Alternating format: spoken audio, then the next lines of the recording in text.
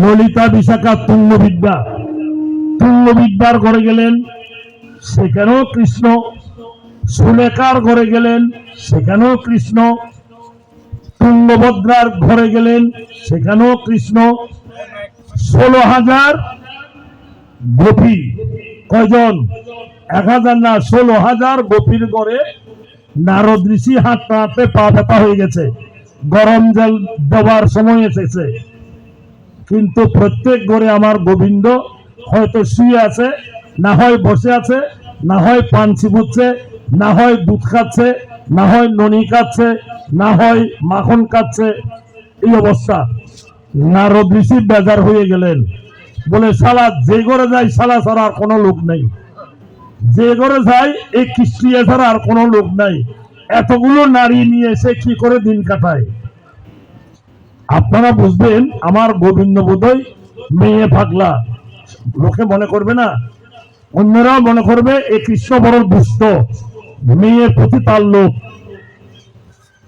এটা ভগবান আমাদের বুঝিয়েছেন, এটা প্রত্যেক দেহের ভিতরে ভগবান আছে, এই কথাটা আমাদের শিক্ষা দিয়েছেন। এখানে শুধু আপনার নারী না, আমরাও নারী।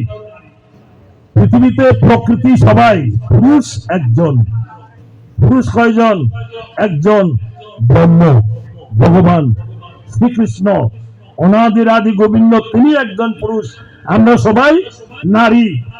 নারীর প্রমাণ সবার বুকে, পুরুষদের বুকে হাত দেন, মেয়েদের মতো স্তন আছে।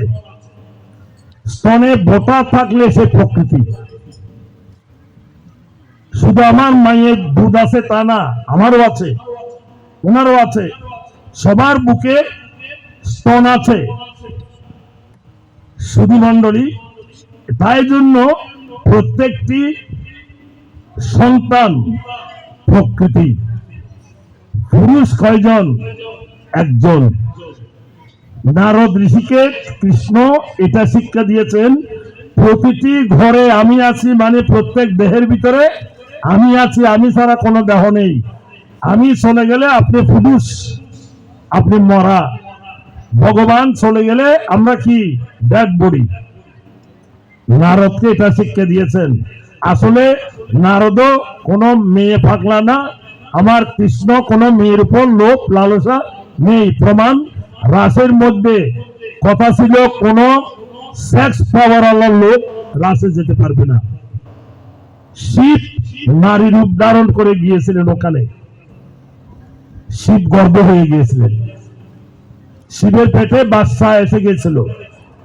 সেই বাচ্চা সৃষ্টি রক্ষার জন্য ব্রহ্মা তার আঙ্গুলের মধ্যে বাচ্চাটা নিয়ে এসেছিলেন, নারের মধ্যে নারবে, ওই নার থেকে বাচ্চাটা হয়েছিল বলে তার নাম নারদ ঋষি।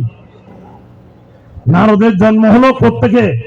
শিব যে রাসে গর্ভ হয়েছিলেন, ওই গর্ভের বাচ্চাটা নারদ ব্রহ্মার নারের মধ্যে, মানে নারে রগের মধ্যে এসেছিল, ওখান থেকে বাচ্চাটা টেনে বের করেছিল, আর সেই বাচ্চাটার নাম নারদ।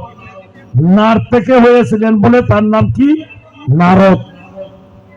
তিনি দেবর্ষি নারদ। অজনী সম্ভবা, কোন পেট থেকে, কোন মায়ের পেট থেকে তিনি আসেননি। অনেক ইতিহাস, যেমন দ্রৌপদী কোন মায়ের পেট থেকে জন্মাননি। যজ্ঞের আগুন থেকে দ্রৌপদীর জন্ম, যজ্ঞের আগুন থেকে দ্রৌপদীর জন্ম। আর শিখণ্ডীর জন্ম, যে শিখণ্ডী বিশ্বদেবের মৃত্যুবান, যজ্ঞ থেকে সৃষ্টি। অনেক ইতিহাস, ধর্মের তত্ত্ব বুঝতে গেলে অনেক কষ্ট করতে হবে। এমনি 2-4 লাইন গীতা পড়লাম, হ্যাঁ, গীতার উপর একটা সাদা ফুল দিলাম, কালীর চরণে একটা জবা ফুল দিলাম, কাজ শেষ হলো না। এগুলো চর্চা করতে হবে, গবেষণা করতে হবে, রিসার্চ করতে হবে। আমরা এই যে আমাদের দেখুন, আপনারা তো অন্তত 9টা-10টায় ঘুমিয়ে পড়েন। যাদের মোবাইল আছে, মোবাইল টিপতে 12টা বাজে। সেই 12টা ওদিকে দিনের 10টা, সেই 12টা ঘুম থেকে ওঠার সময় কবে? 6টা সকাল। এখন আমরা ঘুম থেকে উঠি কয়টায়? 10টা 11টা। ডাকলে রাগ করি। হ্যাঁ, আমি সারাদিন মোবাইল টিপে ফেসবুক দেখে ঘুমিয়েছি, এখন আমাকে ডাকছো কেন? কিন্তু যাদের অফিস আছে, যাদের বাচ্চা কেজি স্কুলে পড়ে, তাদের চোখে ঘুম নেই।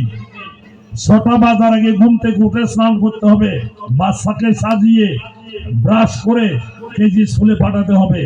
ওই মায়েদের সুখ নাই। কিন্তু যারা লেজি, তারা ঘুম থেকে উঠে 10টা 11টায়। তো গীতা পাঠ করার সময় কবে, লক্ষ্মী পুজো দেওয়ার সময় কবে, আসন দেওয়ার সময় কখন পাবেন? সব শেষ। কিছুক্ষণের জন্য সুধামানন্দজি পাঠে আসবেন, আমি একটু ভেতর থেকে আসছি।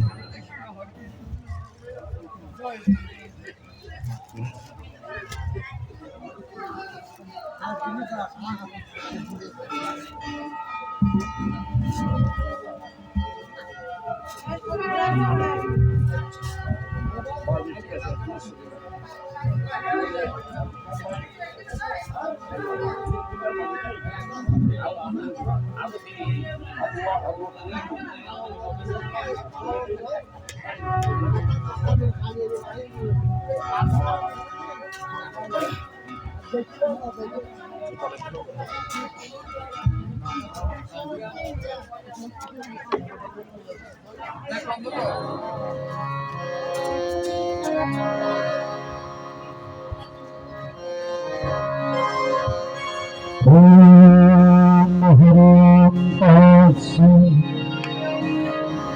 ओम करति वाचालं भगवन् मंगलते याप्ति पापमहं परमानन्दं ओम भगवते वासुदेवाय पंचमुद्धाय संन्यासयोग नामक अर्जुन ओम संन्यासं कर्मणो कृष्णपूर्णयोगं भजन्ति यात्सय अतः कर्तव्यभिः सतस्वितं श्री भगवान्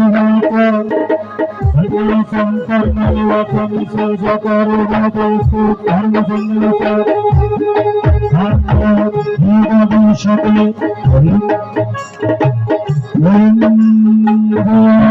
नित्यसन्न्यासी नियमदोषिणी पंचति नित्यमहिमहारहसिद्धि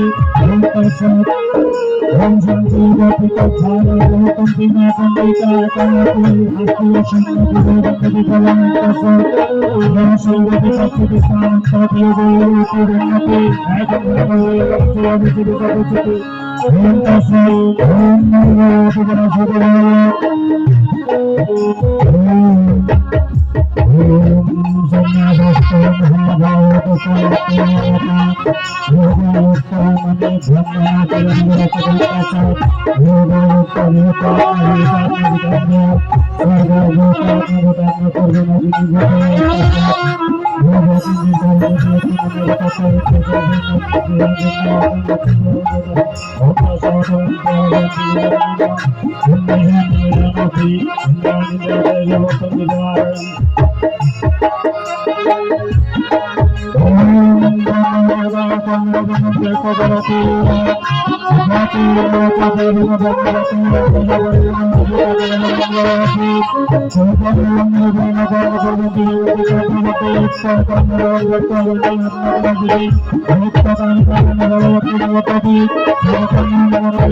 योगोत्तरयोगाहितात्मविधन्यो